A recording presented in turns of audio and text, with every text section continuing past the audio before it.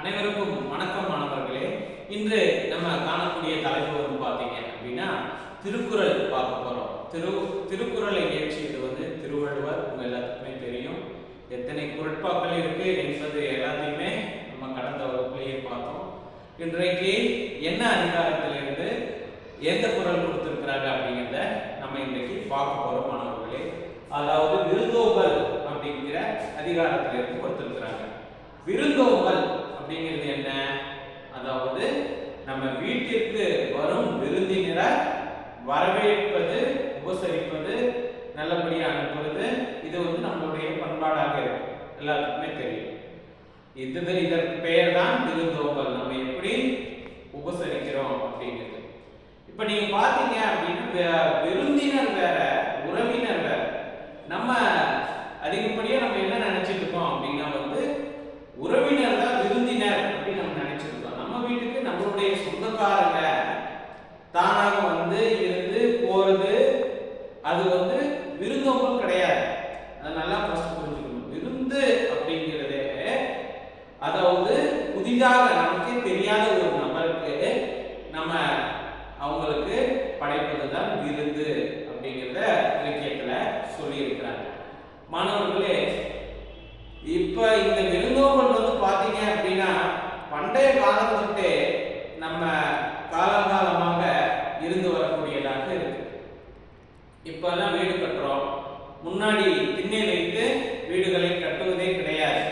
அந்த கால வீட்டுல எல்லாம் பாத்தீங்கன்னா முன்னாடி திண்ணை இருக்கும். எதற்கு முன்னாடி திண்ணை வைக்கிறாங்கன்னா, யாராவது வழிபோக்கர்கள் அந்த வழியா அப்போ அந்த இடத்துல படுத்து ஓய்வெடுப்பதற்காக அந்த திண்ணைகளை கட்டியிருந்தாங்க. அது பிறகு இலக்கியங்கள்ல அதாவது ஒரு வீட்டினுடைய குடும்ப பெண் இரவு நேரம் எல்லாம் தூங்குறதுக்கு முன்னாடி வெளியே சாப்பிடாதவங்க யாராச்சும் இருக்காங்களா அப்படின்ட்டு பார்த்துட்டு போறது ஒரு வழக்கமாக இருந்திருக்கு. நம்மளுடைய பாரதியாரே என்ன சொல்லி இருக்கிறாரு, அதாவது இந்த ஊரிலே எந்த இடத்துல இருந்தும் கூட இந்த விருந்து அப்படிங்கிறது நம்ம எப்போதும் சரியாக படைக்கணும் அப்படிங்கிற விஷயத்தையும் சொல்லி இருக்கிறாரு பாரதியார். இப்படி விருந்தை பற்றி பல பேர் பல விதமாக சொல்லி இருக்கிறாங்க. வள்ளுவர் என்ன சொல்லி இருக்கிறாரு அப்படிங்கிறத நம்ம கேட்கலாம். அதாவது விருந்து புறத்ததா தானுண்டல் சாவா மருந்தெனினும் வேண்டற் பாற்று அற்று என்பது முதல் குறளாக இருக்கிறது. அதாவது மீண்டும் ஒரு முறை குறளை படிக்கிறேன்.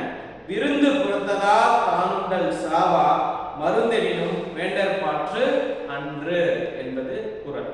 இதனுடைய பொருள் பார்க்கலாம். அமிழ்தமே ஆனாலும் விருந்தினர் இருக்கும்போது தான் மட்டும் உண்பது விரும்பத்தக்கது அன்று. அமிழ்தம் அதாவது தேவர்கள் அதாவது அருந்தக்கூடிய அமிழ்தமாகவே இருந்தாலும் கூட நான் மட்டும் உண்டா போதும் அப்படின்னு நினைக்கிறது விரும்பத்தக்கதானது, ஒரு சரியான விஷயமே கிடையாது.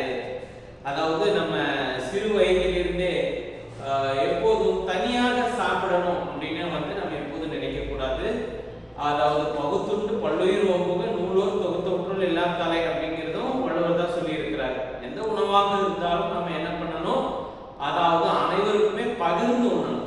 இப்போ உங்களுக்கே தெரியும், நீங்க யார் கேட்டாலும் பாத்தீங்க, இப்போ உங்களுக்கு சின்ன குழந்தைங்களா இருக்கிறதுனால பெரும்பாலும் இது போன்ற வார்த்தைகளை பயன்படுத்த மாட்டீங்க. ஆனா பெரியவங்களை பாருங்க, நல்லா இருக்கிறீங்களா, சாப்பிட்டீங்களா அப்படின்னு கேட்பத எப்போதும் ஒரு வழக்கமாகவே வச்சிருப்பாங்க. மாணவர்களே, அதனால தான் என்ன அப்படின்னா எந்த பொருளாக இருந்தாலும் கூட அது அமிழ்தமே ஆனாலும் கூட மற்றவர்களுக்கு பகிர்ந்து உண்ண வேண்டும் அப்படிங்கிறது தான் வள்ளுவர் சொல்லி இருக்கிறார். விருந்து புறத்ததா தானுண்டல் சாவா மருந்தெனினும் வேண்டற் பாற்று அன்று. அமிழ்தமே ஆனாலும் கூட விருந்தினர் இருக்கும் போது தான் மட்டும் உண்டால் போதும் என்று நினைப்பது தவறான செயல் என்பதை வள்ளுவர் இந்த இடத்திலே குறிப்பிட்டிருக்கிறார்.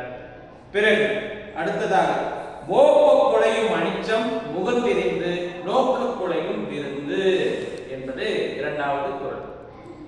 மோப்ப குலையும் அனிச்சம் முகந்தெரிந்து அனிச்சம் முகந்தெரிந்து நோக்க குலையும் விருந்து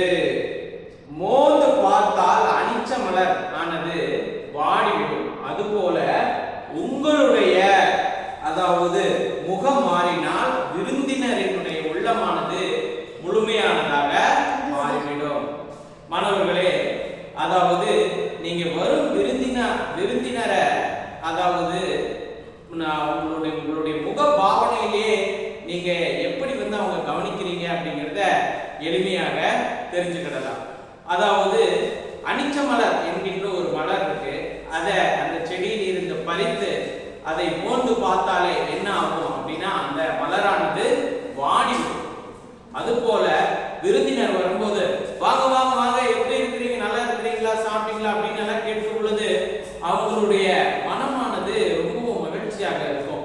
நீங்க வந்துட்டீங்களா அப்படின்ட்டு ஒரு மாதிரியா நம்மளுடைய மூஞ்சில நல்லா இருக்கிறது பார்த்தாலே அவங்களுக்கு என்ன ஆயிரும், ஏண்டா இங்க வந்தோமோன்னு ஆயிரும்.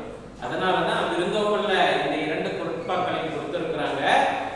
மாணவர்களே, விருந்தினர் என்பதே நமக்கு தெரியாதவங்க தான், உறவினர்கள் கிடையாது. அப்ப நமக்கு தெரியாதவங்களையே எப்படி கவனிக்கணும் அப்படிங்கிற விஷயத்த சொல்லி இருக்கிறாரு வள்ளுவர். மீண்டும் அடுத்த ஒரு புதிய வகுப்பிலே நம்ம பார்க்கலாம். நன்றி.